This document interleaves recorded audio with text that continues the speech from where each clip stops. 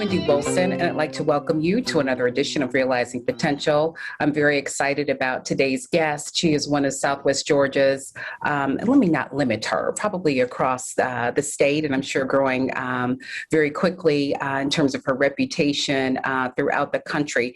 But she is one of our premier and leading entrepreneurs. She has great acumens in the area of makeup artistry and fashion design and styling, and she is none other than Albany's outstanding Miss Kawambee Dorsey. Thank you for joining me today with your super busy schedule, and I know you have a lot of wonderful family commitments and obligations coming up. Congratulations on the upcoming graduation for your amazing daughters. And thank you. So I know that just you're on a constant, that's your life. And I guess we wouldn't have it any other way. But let's share with our viewers a little bit of your story. You and I met, wow, it's probably been well over, I would imagine, maybe 10, 15 years ago. And you were a stylist in a very popular boutique. And everybody would kind of, clamor for you because of your expertise. And you're just a natural. So that's my assessment of you. Tell us, the viewers, the origins of what you're doing now and a little bit about you. Okay. Yes. Well, you know what? It's been about 15 years, I would say, that we met. And I was at a very nice upscale boutique downtown Albany. And then I was that very shy little girl that blossomed while I was there. But now, yes, I have my own business, styling, and also doing makeup. This came about within the last few months, actually. And I'm very excited about it. It's something that just blossomed in me, like when I was at that boutique downtown. And now it's going so fast-paced, faster than I thought it would. But I'm doing what I love doing. I love people. Okay. And I love the personalization of people and finding out who they are and what they like, and see them blossom, as I talk to them. So I love the space that I'm in, and I love what I'm doing. Outstanding. Good. And it's obvious. And so we'll get a little more specific. And so tell the viewers, we have various business majors here, or disciplines, under the College of Business, marketing, accounting, and business management, graduate programs as well. But of course, there has to be, whatever your business, there has to be a passion. There has to be a love for it. We hope that there is. And that certainly contributes to your success, if that is in existence. Tell the viewers, at what point, at what age did you know why you were passionate or fell in love with fashion and fell in love with makeup artistry? Absolutely. You're right. There has to be a passion. And this passion was stirred up in me through, I think, childhood. Watching my mom. My mother is the type of woman that I think she has it all. I mean, I think she has everything. And I just watch her style herself, do her hair, do her makeup.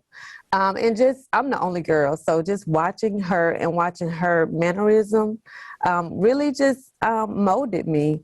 And so where I am now, I just brought the passion out, and just doing what I'm doing is so important to me because I get to mimic, who inspired me, which is my mom, and she gets to see me. But main thing is just, like I said before, loving people, and also learning more about people, not only in the aspect of what they like and what they want, but watching, how they operate, and putting those two things together to bring, that one product to life, which is their style, their fashion, because everything is centered around, individuals and who they are and what they represent. But also doing the research and having leadership, having mentorship. I had to seek out for that mentorship because I thought I knew it all, but you always need someone to kind of critique, what you think, because everything has to be put to a trial. So, I think I know it, I want to do it, but am I doing it the right way? So that's where, more learning comes in, and don't be afraid to ask questions. But I thank God for mentorship. I do have a couple of mentors that, guided me along the way. Still, I don't think you should ever let go of that hand, so I'm still, seeking, have mentorship along the way. So education is a plus, traditional or non-traditional, I feel like is needed in any area of business. Great. Let's talk about two things. I want to talk about the mentorship piece. Let's expound upon that a little bit more, and then certainly the training piece. And I totally agree. The formal training is certainly wonderful and beneficial, but it is that commitment to lifelong training and development that certainly helps to add and build to the experience and the contributions to the service that you're providing to others. And I do consider it a service. We feel differently in terms of our attire and how we take care of our skin and the like. But going back to the learning piece, I have just been in awe over this generation, and I lose the whether it's Generation X or we add a number to it. But this latest, I would have to say, over the last 10 or 15 years, with the whole explosion with YouTube tutorials, and just been astounded when you see these just top tier premier influencers and people who have their businesses have skyrocketed, and many of them attribute it to, I just started learning on YouTube. Yeah. And so what I love about that is so many people just want to solely rely on the formal education, and these individuals, and I don't know, you share if that's been one of your teachers, if you will, how important that is, and that's intentional education, if that makes any sense. Will you share a little bit about your thoughts, your experience with that? Yeah, absolutely. I really think that YouTube has come a long way. Like, we're in a whole new era now, and you can get a lot of good training from YouTube, but not all of your training, because a lot of things need to be hands-on, but I watched a lot of YouTube videos that can attribute to some of my, informal training. And now that we're in this generation that love that everything is on the computer and we like to watch and see and be entertained, that can be a small aspect of it. One thing about it, though, that one-on-one interaction, or even a class setting, like one of my trainings had been workshops. So I did, especially with the makeup, I went to a workshop where it was more hands-on, and there was a celebrity makeup artist that was teaching step by step. It was not only fun, but educational. I learned, because some people learn better by doing. I'm that person, not everybody learns just by reading. So that is a really good, and now influencers are taking over. Like, it used to be celebrities, that was getting all the clout, but now it's, if you have a million or 500,000 views, you pretty much a celebrity, and so it's okay to get that training, but always use that training hands-on, do trial and error, but that can be a small part, of your informal training. And I did seek after some YouTube videos. They call it YouTube University, but nothing more educational than hands-on. Thank you for that. That's so important. And I have, as it sounds like you have too, people who just solely rely on that. And you're right, we all learn differently. And I can imagine the difference between watching somebody doing it and then somebody right by your side saying, no, you need to hold the brush this way, or this is a type of brush that I use. And just that one-on-one engagement, if you can pursue that, I can imagine just makes a huge difference. And that's applicable to any discipline. Right. Yeah. So thank you for sharing that. Let's talk about your mentors. I just had a conversation with the mentee yesterday, and we were just kind of mapping out what is the next year. She's going to take a gap year, and before she goes off to graduate school. And so she was telling me about someone that we both have worked with, and how she's, just kind of modeling herself after what she's done and been really impressed. And so I asked her, I said, have you asked her to mentor you? And there was silence on the phone. She said, no, I hadn't even thought about that. And I said, that's so many missed opportunities. Potential mentors will tell you one or two things. Yes, I can do it. And here is what I can do for you, depending upon the demands of their schedule. Or I know I don't, but let me make some other recommendations in terms of your learning experience. So Mhm. tell us a little bit about those mentors in your life, whether they be on the fashion side or the makeup artistry side. And will you share with our viewers, particularly our students, Mhm. how do you engage in that experience? You have to be intentional with mentorship. Oh, yes, there has to be a connection. There really does have to be a connection. You have to seek people that are where you want to be or have done some of the things that you want to do. My main thing was I've always been a hands-on person. Like I can do the work, but the guidance and the background of the business, I missed that for years. When I got the vision back in 2013 to start doing what I'm doing, the makeup part and the fashion part, I was just ready to work. I was just ready to do because it was in my head. I just wanted to get it out there, but I didn't know a lot about business. So my mentorship came from needing to know more about business. How does business operate? What things do I need in order to say that I am a legit business? You know, because I was hustling. I feel like it was a hustle what I was doing. I was doing it good for years, but I didn't have my records kept. I didn't have good bookkeeping. So that's the kind of guidance that I was looking for of what do I need, how to. So one of my mentors, Dr. Elisa Lachelle, she was also a friend of mine, still is a friend of mine, but she's blossomed. She's grown so much, but she taught me a lot about marketing.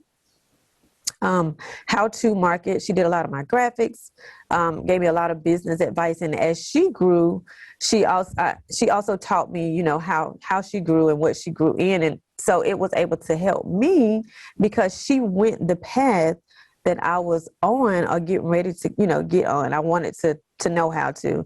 Also, Dr. Alicia Ritchie, she is actually like a phenomenal woman. She knows all about business, the background. She had a course called Get Beyond the Hustle. Ah, Okay. And that's exactly what I was doing. And I was ready to get beyond the hustle. So she mapped out strategies and how to legitimize your business, how to make sure, you know, you have your books, your records kept, you know, in order. And so that's what I needed to learn. And that's the kind of guidance I saw after. And it was a great match. Both of them were a great match to what I needed. And, you know, I still ask questions because as I go, I grow. yes, yes. I don't know the other individual that you mentioned, but Dr. Ritchie is absolutely, she is outstanding. Such a generous spirit. And so you could not have selected a better mentor. And I know that she continues to give. That is so important. And to also see individual, you know, we talk about it's been heightened, you know, throughout this whole this social unrest that has been front and center over the last year and a half has always, you know, been in existence, but just certainly reached significant heights as of late. But one of the things that conversations that keep coming up is how representation matters. And so for you to see, you know, individuals that look like you, that have walked your same path, makes it more tangible to the moment and that much more achievable. There's not that, you know, that disconnect. And so it's so important that you give back or that we all give back, and I'm sure you were doing the same. I had the pleasure of entering your boutique. I guess it's been about a month ago, Uh-huh. and just so it's so. I can come up with 1,000 descriptive words, but it's an oasis, if you will. That's the first one. You just want to stay in it. It captures you and elevates you. Tell us a little bit about that inspiration and the services, the name and the services that are provided at the boutique.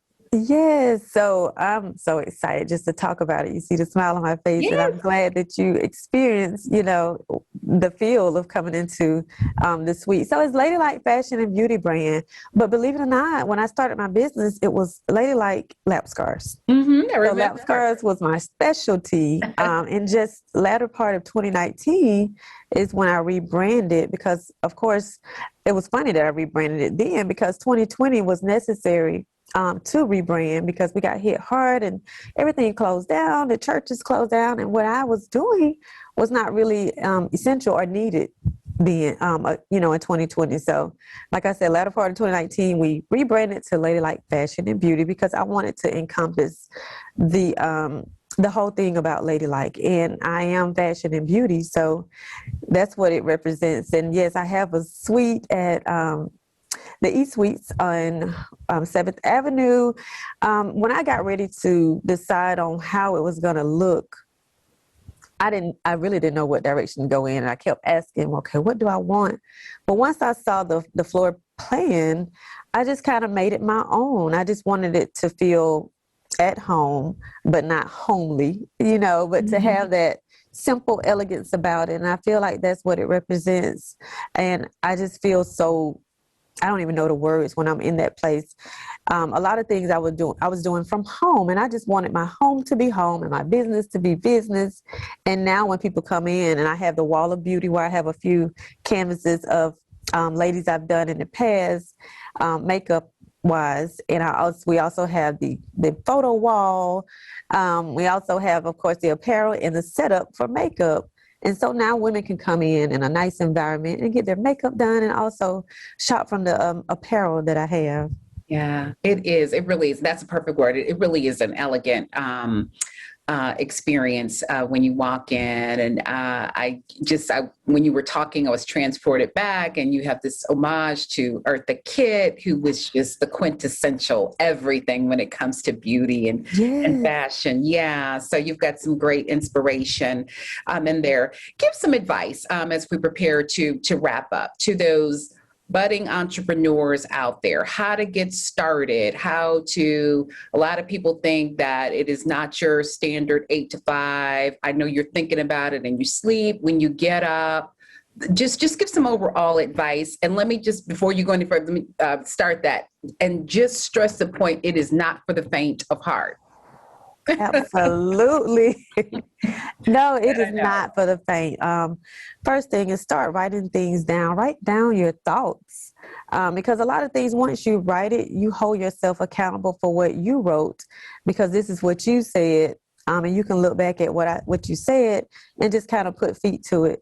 It is not for the faint. Absolutely. I feel like you should not just do something because of the moment. It has to be a passion, a drive that's in your heart and that you've been feeling for a while. Seek guidance is what I really, really suggest. Seek guidance, and not just, sometimes you have to pay for it. All guidance is not free. Yeah, sometimes you have to pay because people's time, is valuable. As long as they have the education and they've been down that path, it's okay, but definitely go after your passion and know that you're in it for the long haul, not for, just a small season because it looks like it's trending.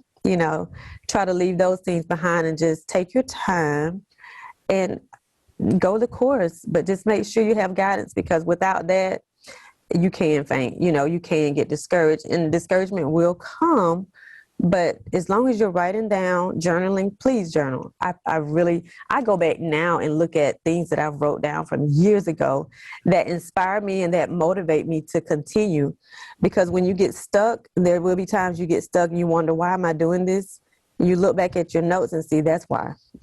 That's why, because in 2015, this was my goal. So let me go back, and make a commitment to completing that. So whether you're getting that formal, informal education, continue to learn, because this is a learning path. We're learning something. I'm learning daily. What's from the smallest to the greatest, I'm learning something. So don't be afraid to ask questions and to get that guidance. Those are the two main things, but follow your passion. Your passion is going to be in your heart. It's not for a moment of time, but it's something that continues to kind of just nag at you, if you would say. It's just that thing that you can't get rid of. Yeah. So, yeah.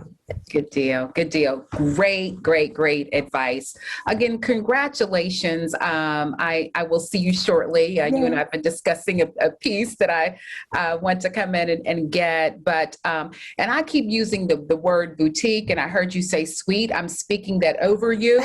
That it's going to be this amazing boutique on any corner that you decide to have it on across the country. Because again, and you're right. I remember when you said, we were talking about, we met about some 15 years ago, you were this really shy, just striking, beautiful woman. And now this just, that vibrant personality just comes through in every engagement that you have. And I just know that I am so proud of you. And so many people are watching you and learning from you and being inspired just by, again, and I do call it service.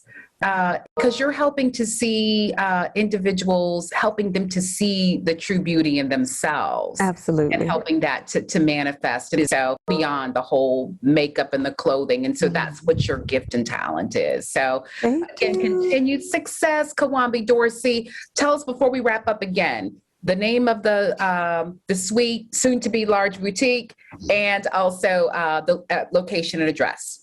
Yes, so it is Ladylike Fashion and Beauty. Now we're also online at ladylikefashionandbeauty.com. The address is 523 7th Avenue, Albany, Georgia, suite number 2. I love it. And are there specific hours of operation or? So I like to be there. So it is by appointment. Okay. By appointment. But, and if you want my services by appointment, but we do have helpers. My daughter is employed there also. So, and we have one other person. So if you do want to just stop by, they're pretty much there from 10 to 6. Okay. Very good. Well, good. I look forward to seeing you shortly. Continued success. Know that you're always welcome back on the show to tell us about the amazing things that you're doing. And we got to get you before our students here. They need some of that engagement. Yay. Yeah. Let's make that happen in the near future. Awesome. I would love that. Amazing. Wonderful. Viewers, thank you so much for this edition of Realizing Potential. As always, I appreciate your viewership. Thank you to our guest, Miss Kawambee Dorsey. Please check out her amazing services. She shared the address. Continue to be safe and well, and we will see you next time.